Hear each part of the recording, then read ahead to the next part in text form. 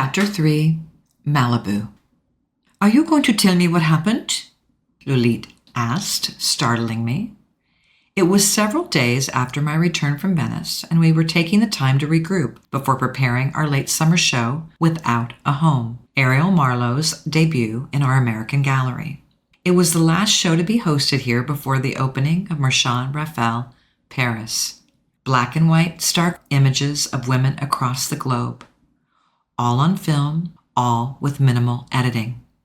Whatever her camera saw, the world saw, whether it was beautiful, tragic, or a mix of both.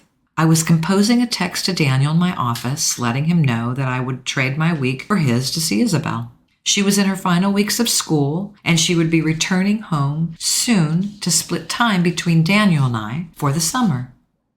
I flinched at Lulite's sharp tone, at the hint of accusation in it. I suppose it was futile to hope that she would make no comment on my behavior, that my exemplary demeanor since I returned would assuage any suspicions she had about what happened in Scotland. She had been the first person I entrusted my secrets with years ago. She was at first supportive and listened attentively when I told her of meeting Hayes at the Mandalay Bay and our subsequent romantic rendezvous in the French Riviera. She had been my mirror in Miami and confronted me with the truth, that I loved him irrevocably. She had been the one to keep me grounded in the post-divorce dating world, firmly holding me to the things that made me me. She had been the one to piece me back together when I left him. She encouraged me to run marathons and sell art and take ballet lessons, anything to keep me moving forward and not succumb to the sadness of not being with Hayes. She was tough and stubborn and was my most reliable friend. Her ability to be unwavering, truthful, was a trait I needed then and possibly even more now. She had one brown slender arm against the doorframe, leaning casually against it, arms crossed around her laptop, eyes steady. I stalled by finishing my text and placed the phone on the table. I thought of how best to tell her. "I met Hayes in Edinburgh," I said, blunt. Blunt was best. Her brown eyes widened in surprise, letting out a small gasp. She quickly came into my office, gently closing the glass door behind her. She grabbed the purple velvet chair from the front of my desk and pulled it so she faced me directly. She sat crossing her thin legs and pursing her lips. "You met him? As in arranged to meet?" She clarified, a tone of disbelief in her voice. "Well, no," I said. "It was a chance meeting. He was staying in the Balmoral, and I ran into him there," I said in a rush, feeling nervous. I did not need her permission, and 5 years ago I had resolved to do whatever I pleased, no matter what anyone thought, even my best friend. I had already slept with him when I told her my confession years ago, established a plan and a pattern to our blooming relationship, and no one was going to dissuade me. This time was different.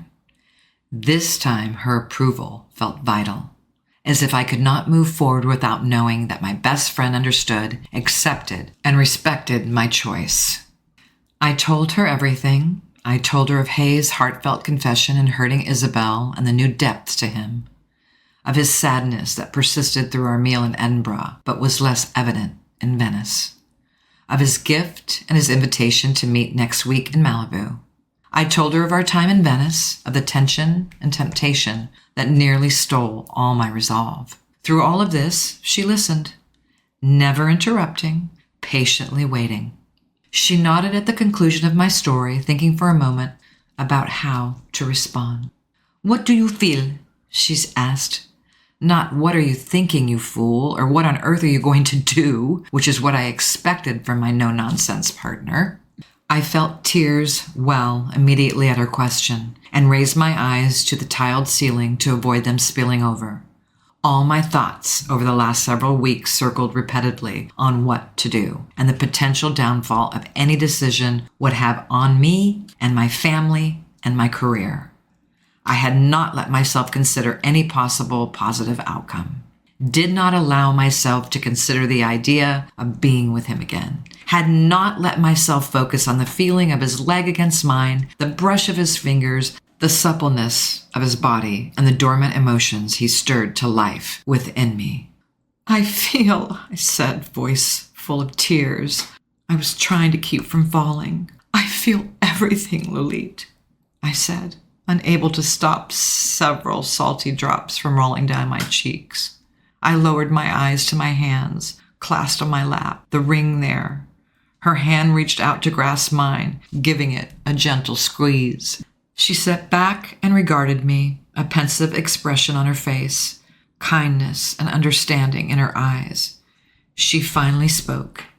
There comes a time for everyone when you realize that you have lived more than you have left to live, that life truly is short and sweet, and that as infinite as you think you are not.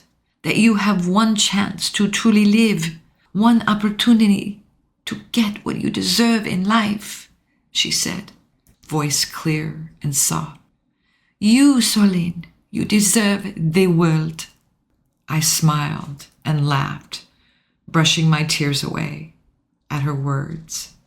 You mean that? With all my heart. She embraced me, leaning across the chair, giving my shoulders a firm pat before sitting back and smiling at me. I felt it then, the sense of peace I had been searching for inside myself ever since stepping out of that elevator in Edinburgh. A tranquility that can only be found after sharing your burdens with someone who loves you completely. I took a deep and satisfying breath for what felt like the first time in several weeks. She waited a beat before asking, So when are you going to meet Swagger Spice? She asked, bright teeth flashing in a smile. Next Friday, I told her. He had reached out only twice since I last saw him, once to be sure I landed safely, and the second time to let me know that he would send a car to the gallery to take me to Malibu. No hint as to what plans he had for us or where we would be going. It felt as though he both wanted to surprise me and continue to give me the lead. I opened my mouth to tell her about going to Malibu, and she waved her hands in a halting gesture, seeming to recall something important. Have you told Isabel? I know it will be difficult, but she is older now, she said, trailing off. I shook my head. What was there to tell her at this point, other than we met and we would meet again? I want to wait until I know what exactly I'm telling her is happening between us, but I will tell Isabel as soon as I know. She nodded, clearly feeling better knowing I had a loose plan on how to broach the subject with my daughter. Good, now go see Swagger, she said, standing up and collecting her things, heading for the door. She paused before exiting, taking a step back to look at me with a wink. And Solène, forget the condoms. Life is too short. I went to Malibu often for months after Hayes and I separated. I would drive aimlessly up the PCH through the golden and green California hills on one side and the blue Pacific looming on the other, and always my route would end in the same place. The house was beautiful, jutting out of the cliff with a direct view of the ocean below, a modern oasis. I would park outside the steep gated drive and remember that it was not a dream, that my relationship with Hayes was not a figment of my imagination, but the greatest loss in my life thus far.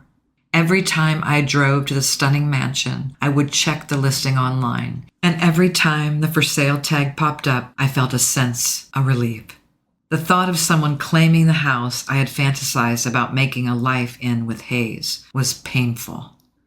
The place he had dried my tears for days after Isabel found out about us. The home that had been a beacon of what could have been. The day finally came when someone did purchase the house. I was talking with Isabel on the phone and had been sitting outside the drive for several minutes, listening to her.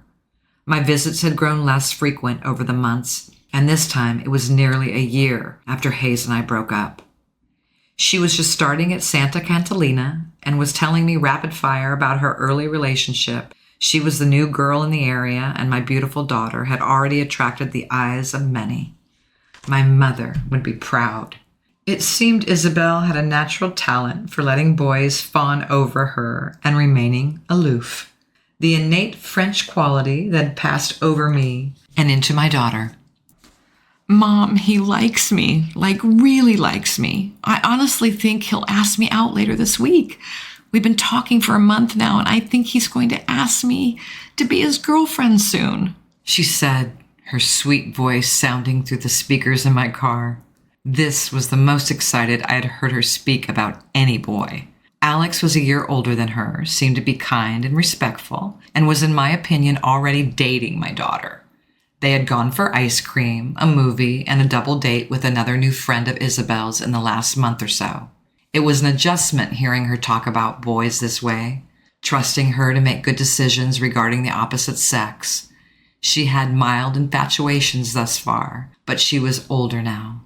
No longer a little girl. Now she was a very beautiful young woman.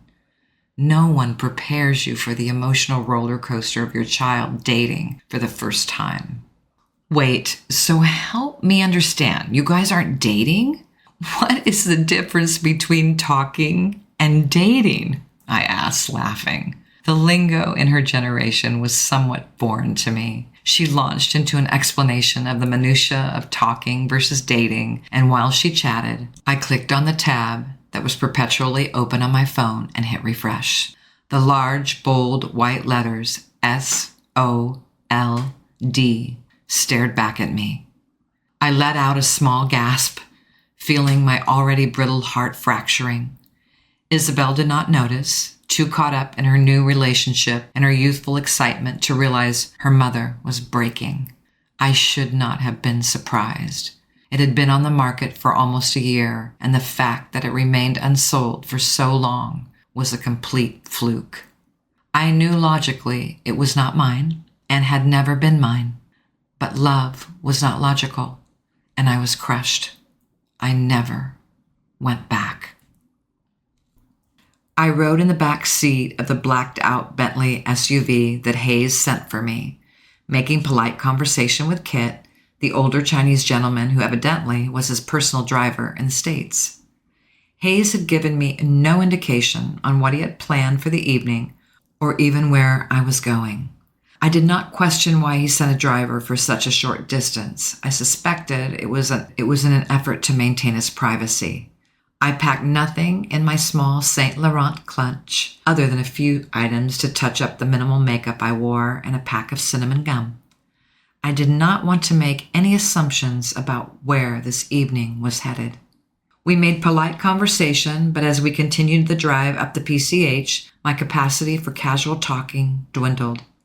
We winded the familiar road for several minutes, my curiosity growing each mile that passed, along with a growing sense of nervous anticipation. Every familiar turn made the anticipation morph into disbelief. By the time the gates opened to reveal the sleek house, I was stunned, speechless. I walked up the herringbone brick drive to the massive black door. Before I could raise my hand to knock, it opened. Hayes stood at the threshold with a glint in his eyes and his dimples in full effect. Barefoot in casual pants and a black sleeveless shirt, his ringed fingers still holding the handle. "Welcome home, Selene," he said, obviously pleased with himself for managing to pull off this surprise. "Home?" "Home." His plan for the evening was simple, a dinner and dessert prepared by him. I sat at the wide black marble island in the center of the kitchen with a cool glass of Sauvignon Blanc and watched him work. He told me that he wanted to make the most use of his time out of the public eye and learn all the skills one misses out on when they are a young, world-famous celebrity.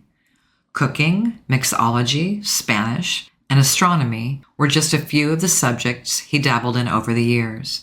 He stirred risotto and simultaneously pan-seared lamb on the large La Cornue range, the rosemary and garlic scent wafting through the air. The night was pleasant and balmy, the sounds of the sea beyond the cliffs dimly reaching my ears through the open, retractable glass wall. The house was as I remembered, an oasis of a designer, amenities, and picturesque views.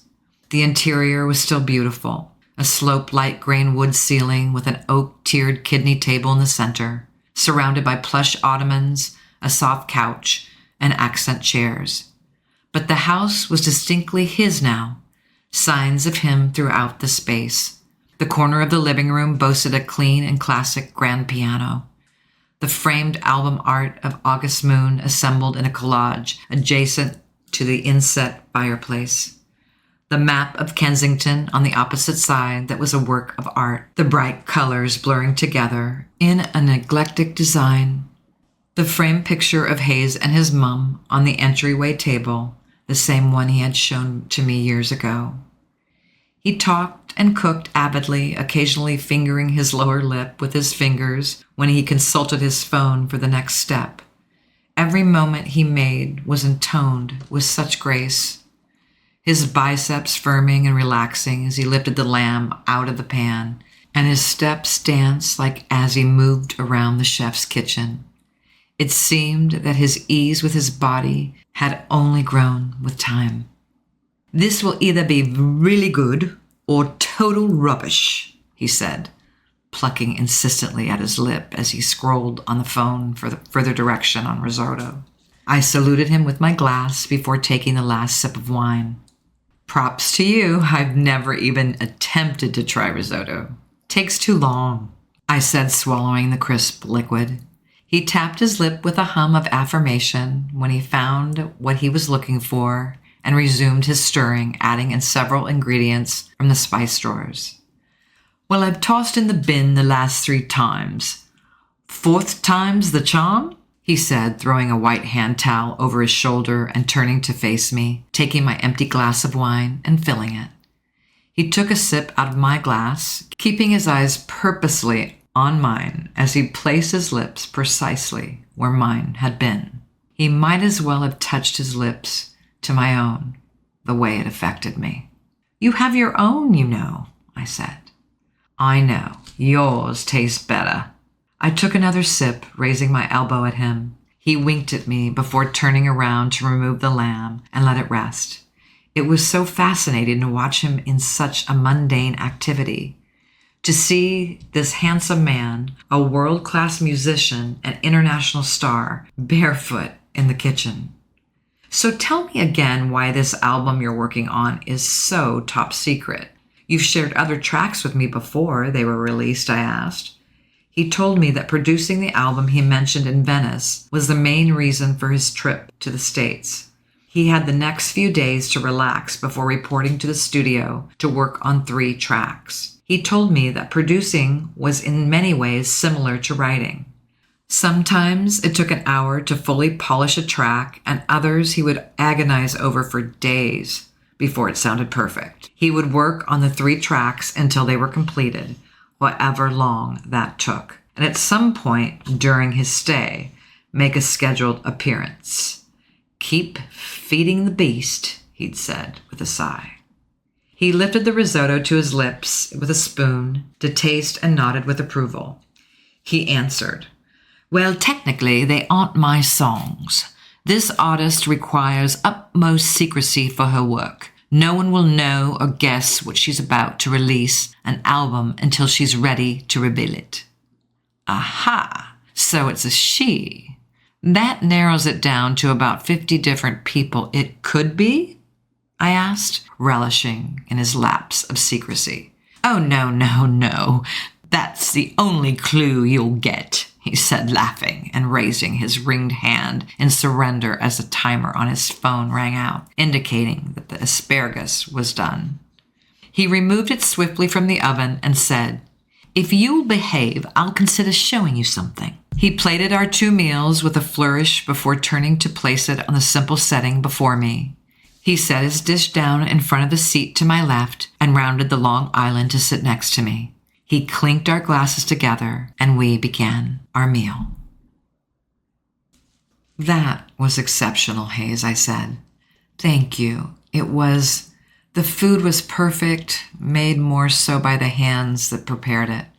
He cleared our plates and washed the cutlery, insisting he do it himself when I offered my aid. "Come," he said, refilling our glasses for the 3rd time and gesturing for me to follow him. Dessert? I asked, trailing behind him as he made a path from the kitchen toward the grand piano.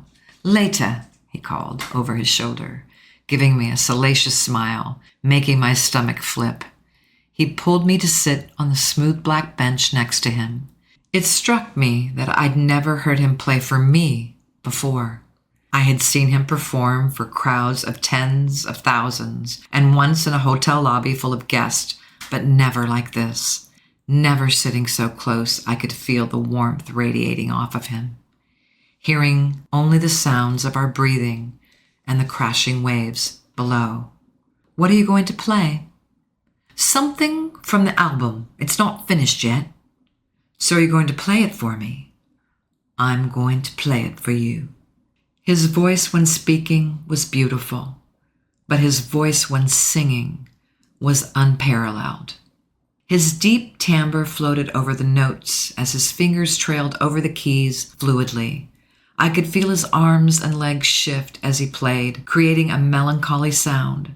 The song told a story of falling in love and feeling public scrutiny in a new relationship, of pressure and expectation from outside forces on him and wanting to remain in the days of love. He finished a long and heavy decrescendo. He slowly, deliberately moved his hand beside mine on the bench. The tension that had been building throughout the evening escalated. Palpable. I could feel how much he wanted me. He turned toward me, his face inches from mine. So close, I could see the green within his blue eyes and smell his wine-sweetened breath. His eyes flickered down to my lips, where I was unconsciously biting the lower one, and still he made no move, waiting for me to make a choice, waiting for me to decide our fate. You know what? I said, voice low, looking down at where our fingers lay, the ring there. What, Solène? I really do think you could be my friend, I said, taking his hand and placing it on my thigh just under the hem of my dress. You do, but you're not. His eyes darkened to a midnight hue as he realized my meaning, that I made a choice. He leaned in ever so slowly, still giving me every opportunity to stop him, to turn back before we were both irreparably changed.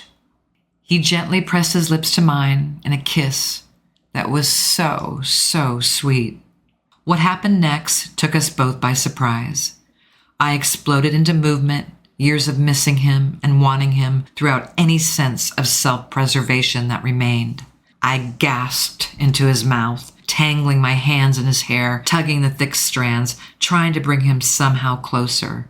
He traced his hands up my arms to grip my face, pulling me to him, deepening the kiss. The taste of wine and him flooding my senses. Every woman wants to be kissed this way, I thought.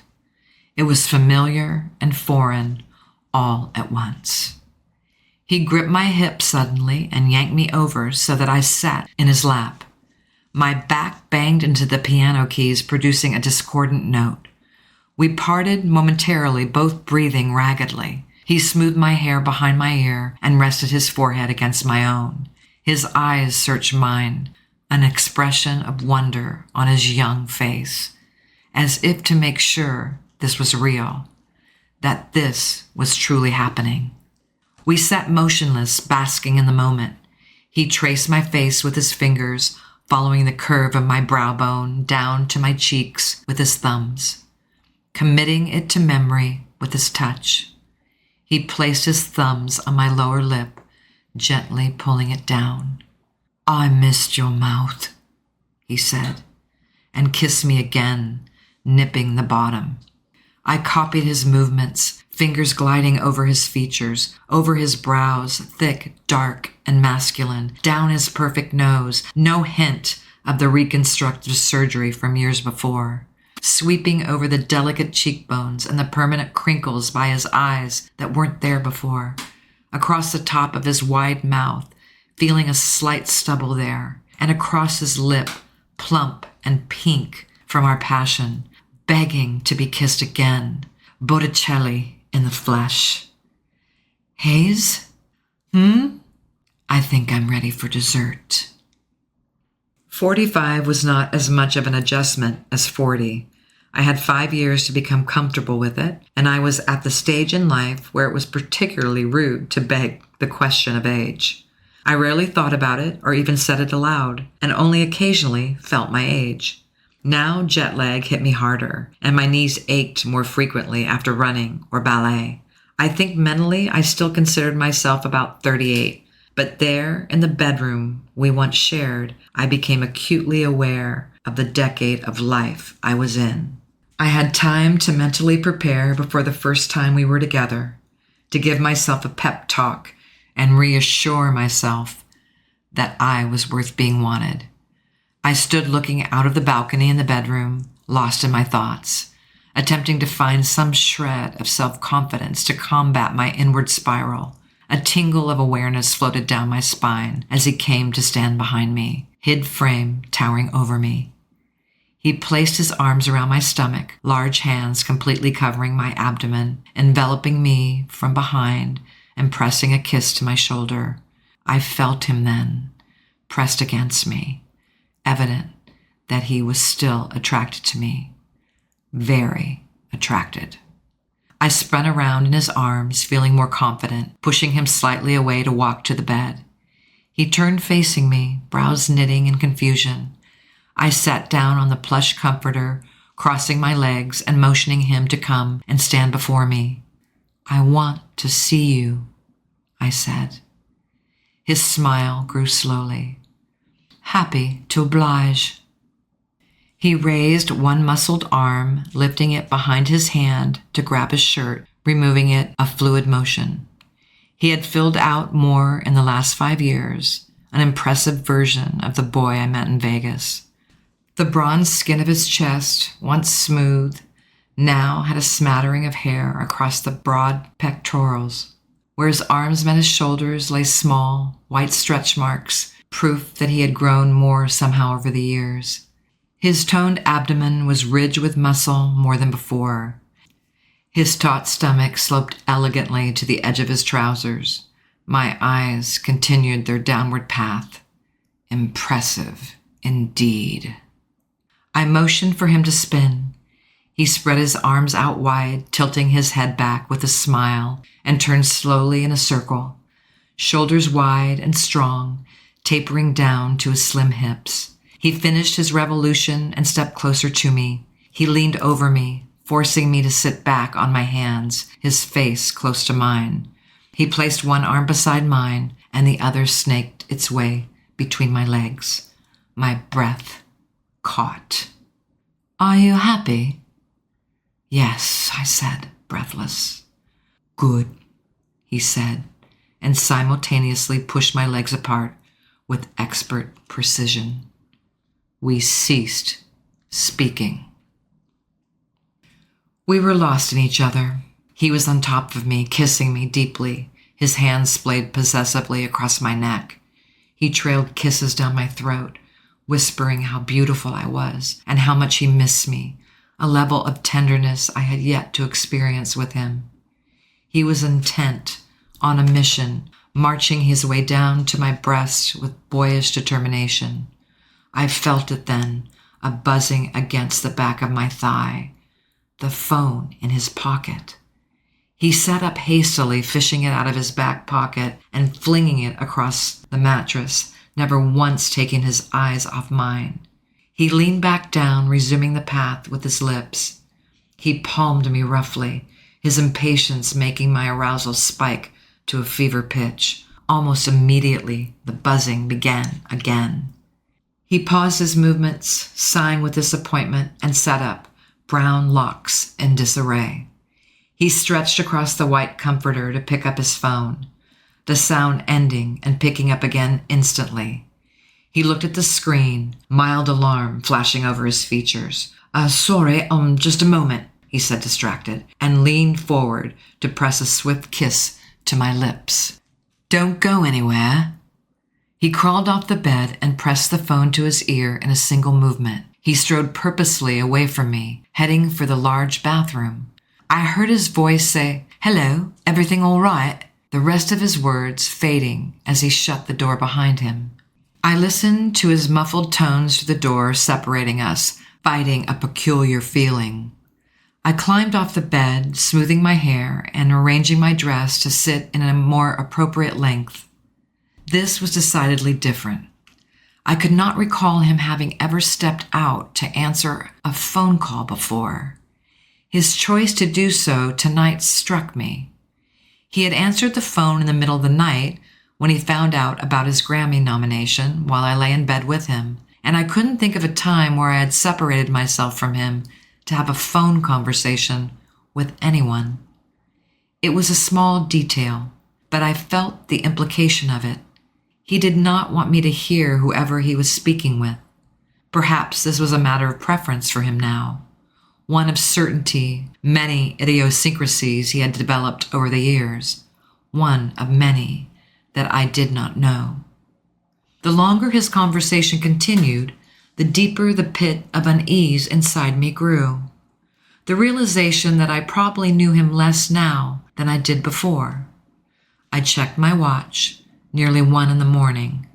Nothing good ever happens this late. Finally, he emerged after 10 minutes, still shirtless and still breathtaking. "I thought I'd told you to stay put," he said with his half smile. "Who was that?" I asked, standing to face him. He hesitated, smile wavering by a fraction. "My mum." I felt the truth in his words and the lie. I waited for him to offer further clarification, considering pressing him for more, to discover what else lay behind his simple explanation. He said nothing. I leaned down to pick up his shirt and walked slowly around the foot of the bed to stand in front of him, something akin to suspicion taking root in my gut. "Are you leaving?" "Yes." Guilt flashed in his eyes, and he looked down at where the black material in my hands rested against his abdomen, and back up to me, uncertainty covering his features. I grasped his neck, and with a graceful releve onto my toes, placed a kiss on one cheek. This close, I could smell the rich notes of his scent, citrus, amber, and something smoky. I decided to forget his half-truth. For now.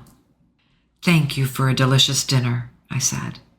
I drew back and stepped around him, exiting the bedroom and making for the entryway table. "Why do I feel like you're saying goodbye?" he called, an almost petulant note in his tone.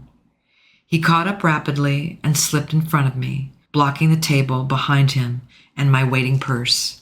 I smiled slowly at him, sensing his discomfort with my abrupt exit. Perhaps he was just as sensitive to my moods as I was to his. "Because I'm leaving." He grabbed my wrist, finding my pulse point and pressing firmly. "When will I see you again?" he whispered roughly, tugging me closer, nuzzling his nose against my neck and pressing his body flesh to mine. The moment was tinged with apprehension. He did not want me to go, and I could not stay. The secrets we keep. "I don't know," I said, voice low. I looked up into his eyes and gave him a small kiss on the corner of his cheek, where I knew his dimple lay dormant. "You'll have to ask me." I walked to the waiting car, leaving my heart in the foyer of our dream house.